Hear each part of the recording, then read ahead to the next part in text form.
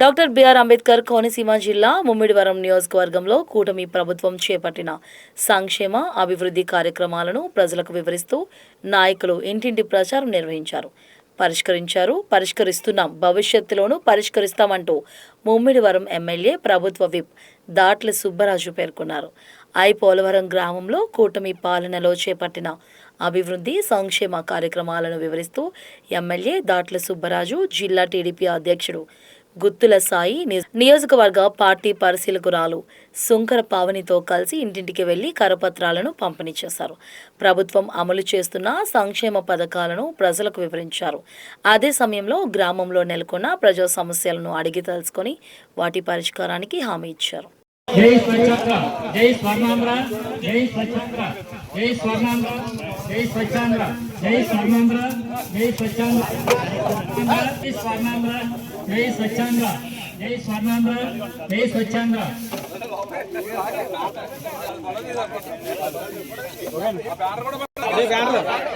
స్వర్ణాంధ్ర నిర్మిద్దాం, స్వచ్ఛత పాటిద్దాం. స్వర్ణాంధ్ర నిర్మిద్దాం, స్వచ్ఛత పాటిద్దాం. స్వర్ణాంధ్ర నిర్మిద్దాం. జై స్వచ్ఛాంధ్ర, జై స్వర్ణాంధ్ర. అమ్మ మన ప్రభుత్వం ఎలా ఉందో చెప్పమ్మా సార్కి.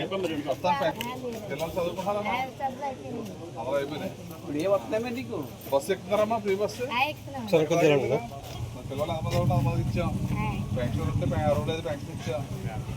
మన తెలుగుదేశం పార్టీకి ఇప్పుడు మంచి కార్యకర్తలు చేసాం. రోడ్లేదు కూటమి ప్రభుత్వం వచ్చిందంటే మన గ్రామంతో పాటు రాష్ట్రం కూడా అభివృద్ధి చేస్తారంటే మీకు గుర్తుంచుకోవాలి తప్పకుండా.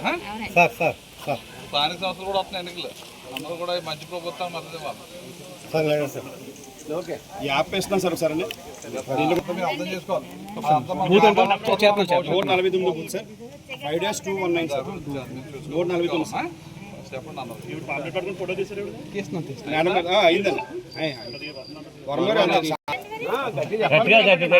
చెప్పమ్మా, మీ ఊర్లో డెవలప్మెంట్ కనిపిస్తుందా? ఎవరికైనా నేను అన్నప్పుడు నా పరిసరాల పరిశుభ్రత కొరకు శ్రమదానం చేసి పరిశుభ్ర ఆంధ్రప్రదేశ్గా సాధించే సంకల్పానికి కట్టుబడి ఉంటారని ఈరోజు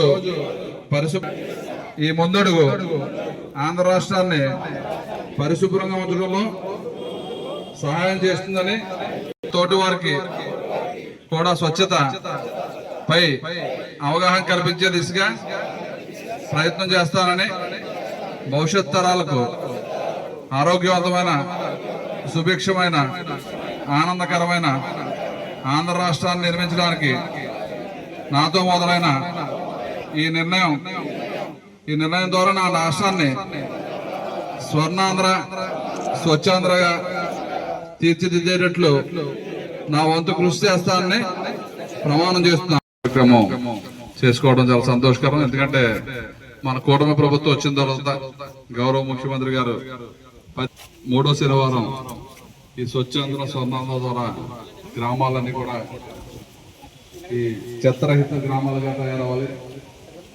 అదేవిధంగా పొల్యూషన్ నుంచి ప్లాస్టిక్ నివారణ చేయాలి, పొల్యూషన్ లేకుండా చేయాలనే ఉద్దేశంతో 2014-19 ఆ రోజు ముఖ్యమంత్రిగా చంద్రబాబు నాయుడు గారు ఉన్నప్పుడు కలెక్ట్ చేసి ఆ షెడ్కి పట్టుకెళ్ళి ఆ షెడ్లో సెక్రగేట్ చేసి దాని నుంచి వెర్మీ కంపోస్ట్ కూడా తయారు చేసి సంపద సృష్టించిన గొప్ప వ్యక్తి మన చంద్రబాబు నాయుడు గారు. అదేవిధంగా ఇప్పుడు కూటమి ప్రభుత్వంలో పవన్ కళ్యాణ్ గారు. ఏదైతే స్వచ్ఛాంధ్ర స్వర్ణాంధ్ర ఉన్నది, మనందరం కూడా మన పరిశుభ్రాలు శుభ్రంగా ఉంచాలి. మన గ్రామాలని శుభ్రంగా ఉంచుకునే ప్రయత్నం మనందరం కూడా చేసి ఎక్కడ చెత్త అనేది లేకుండా పెద్ద ఎత్తున మనం ఎంజీఎన్ఆర్ఎస్ నిధుల నుంచి క్లీన్ చేసుకోవడానికి, రోడ్ల పక్క బాగు చేయడానికి అనే అవకాశాలు ఉన్నాయి. కాబట్టి డిపార్ట్మెంట్ అదేవిధంగా ప్రజాప్రతినిధులు కూడా ప్రతి గ్రామంలో ఎక్కడ రోడ్ల పక్కన చెత్త లేకుండా, వేస్ట్ లేకుండా చేయవలసిన బాధ్యత మనందరి మీద ఉంది. కాబట్టి దీంట్లో అవేర్నెస్ తీసుకురావాలనే ఉద్దేశంతో ముఖ్యమంత్రి గారు ప్రతి 3వ శనివారం ఏదో జిల్లాకి వెళ్ళి ఆయన స్వచ్ఛందంగా పాల్గొని స్వచ్ఛ ఆంధ్రప్రదేశ్గా చేయడానికి అహర్నిశలు పూర్తి చేస్తున్న తరుణంలో మనందరం బాధ్యత కూడా మనం చేయవలసిన బాధ్యత ఉంది. కాబట్టి మన గ్రామాలన్నీ కూడా స్వచ్ఛ గ్రామాలుగా ఎక్కడ చెత్త లేకుండా, ఎందుకంటే చెత్త ఎక్కువ ఉండడం వల్ల అనేక రోగాలు వచ్చే అవకాశాలు ఉన్నాయి. కాబట్టి మరి డిపార్ట్మెంట్ కూడా పూర్తిగా పనిచేయవలసిన బాధ్యత ఉంది. అదేవిధంగా ప్రజాప్రతినిధులు కూడా సహకరించి మరి తప్పనిసరిగా మన గ్రామాలన్నీ స్వచ్ఛ గ్రామాలుగా ఉండాలన్నదే.